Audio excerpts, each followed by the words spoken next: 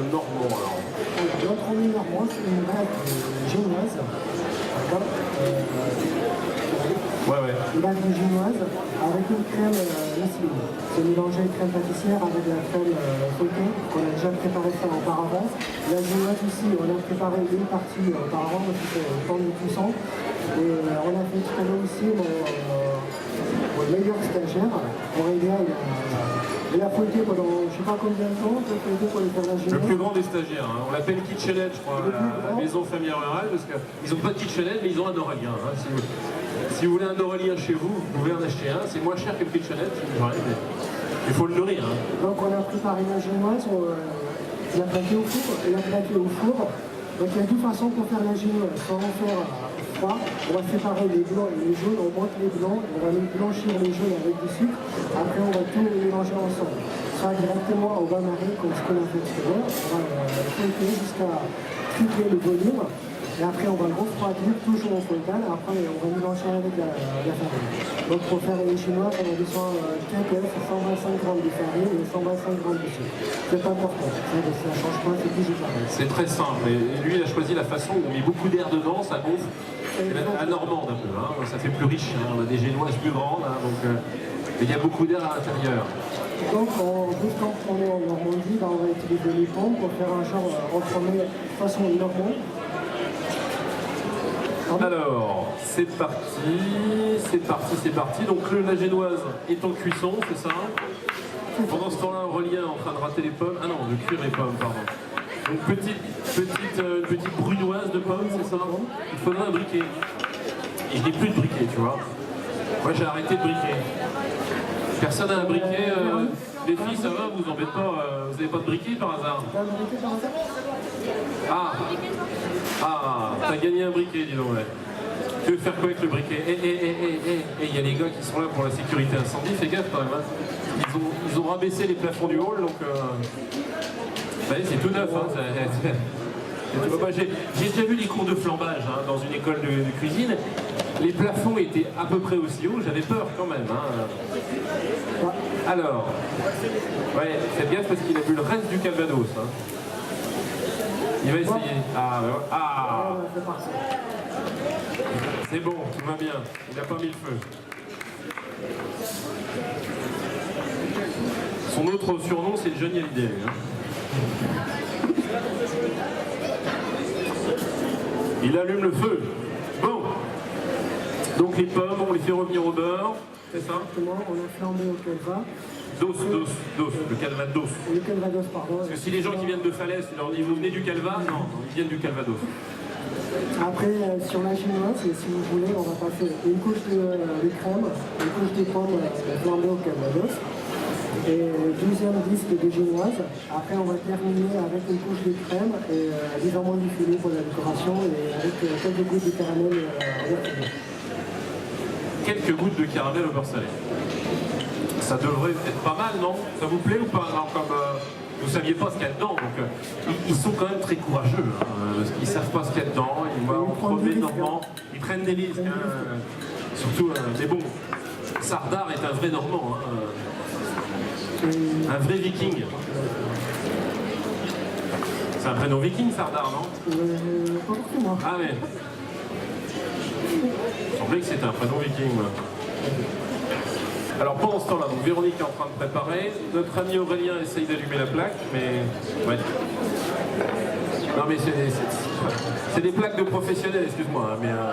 non, faut savoir. Tout à l'heure, il essayait de la démarrer comme ça, non mais... C'est électrique, hein, donc ça se démarre tout seul. Alors vous avez compris, la crème c'est quoi? C'est une crème pâtissière?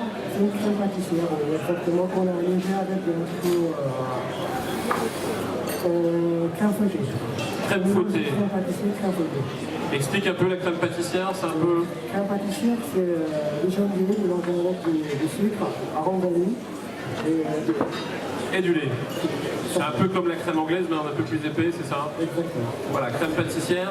Et il allège tout le temps, hein. C'est un spécialiste de l'allègement. Hein. Un peu de crème fouettée, comme ça fait du volume. Et vous lui donnez 2 œufs, 50 grammes de sucre, il vous fait une pièce montée pour 80 personnes. Hein. C'est tout en volume. Tout en volume, tout en Moi, j'arrête pas de manger chez lui. Je maigris. C'est un dessert léger. Alors là, on est plutôt sur de la pâtisserie. Hein. La pâtisserie et la cuisine, vous savez, ce sont deux écoles complémentaires, mais un peu différentes.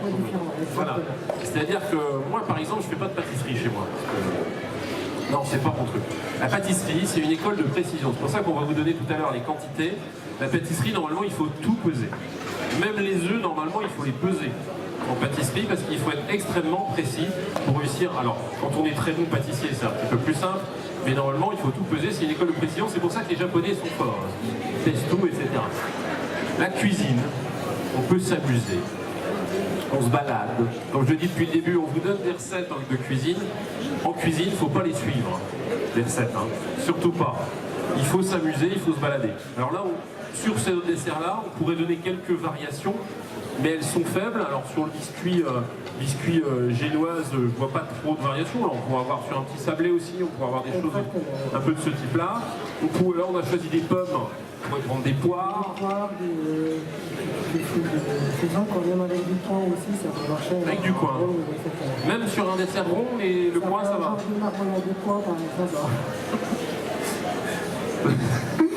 Donc on met du coin dans les coins et il faudrait peut-être un emporte-pièce carré. Mais... Donc produit de saison toujours, là on rajoute un petit peu de pommes. Alors le gros avantage de la pâtisserie, c'est que c'est vrai que c'est une école de la précision, ça demande un peu de temps, mais c'est aussi relativement économique. Vous avez vu, c'est des œufs, de la farine, un peu de sucre. Ça n'engage pas forcément de budget trop important. Ça demande par contre un peu de temps. Alors, là, il a décidé de vous faire une assiette comme si vous veniez manger à la maison familiale rurale, parce qu'on peut manger aussi à la maison familiale rurale, non? Exactement, du mardi, mercredi et jeudi. Mardi, mercredi, jeudi, midi, hein? D'accord. Mardi, mercredi, jeudi, midi, vous pouvez aller manger. À vos risques et périls, parce que c'est les élèves qui font la cuisine. Je les charrie un petit peu, ils sont surveillés. On mange bien, il y en a qui sont allés manger ou pas? Oui? Non? Vous avez eu peur? On mange bien ou pas? Non? Madame dit non, elle est vachement sympa en tout cas. Hein. Non, on mange bien, ça ne m'étonne pas du tout. Alors, on rajoute caramel beurre salé. Vous savez faire du caramel au beurre salé? Ah. Qu'est-ce qu'il faut pour faire du caramel au beurre salé?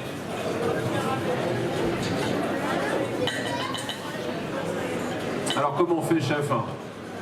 J'ai différentes recettes. Caramel beurre salé. Alors, on a besoin du sucre d'abord.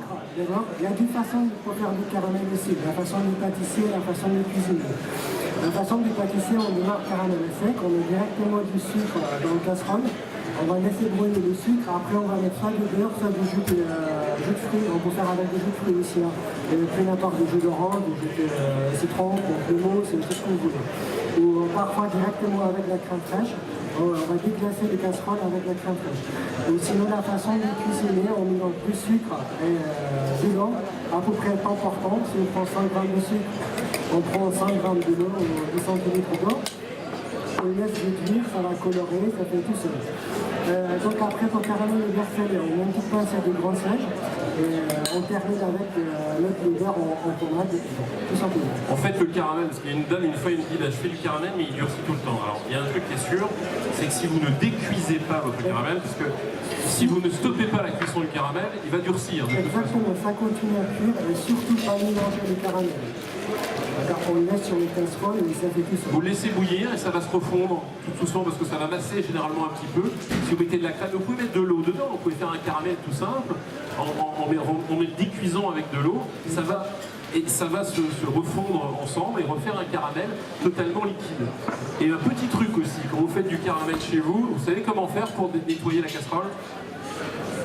Vous mettez de l'eau à l'intérieur, vous faites bouillir votre eau, ça va faire fondre le sucre. Plutôt que de gratter comme ça, comme des malades, comme peuvent faire certains quand ils font du caramel, il suffit simplement de faire fondre le caramel dans de l'eau, vous faites rebouillir de l'eau et ça nettoie votre casserole instantanément. Ben oui, ça sert à rien. Ça sert à rien de forcer les choses. Moi aussi j'ai gratté une ou deux fois comme ça et maintenant c'est beaucoup plus simple pour nettoyer. Il suffit d'avoir l'eau chaude. Alors vous voyez devant, on a préparé deux couches comme ça de génoise entre de la crème pâtissière. Et on a terminé une dernière couche aussi par la crème pâtissière avec un petit peu d'amandes. C'est rigolo ça, hein?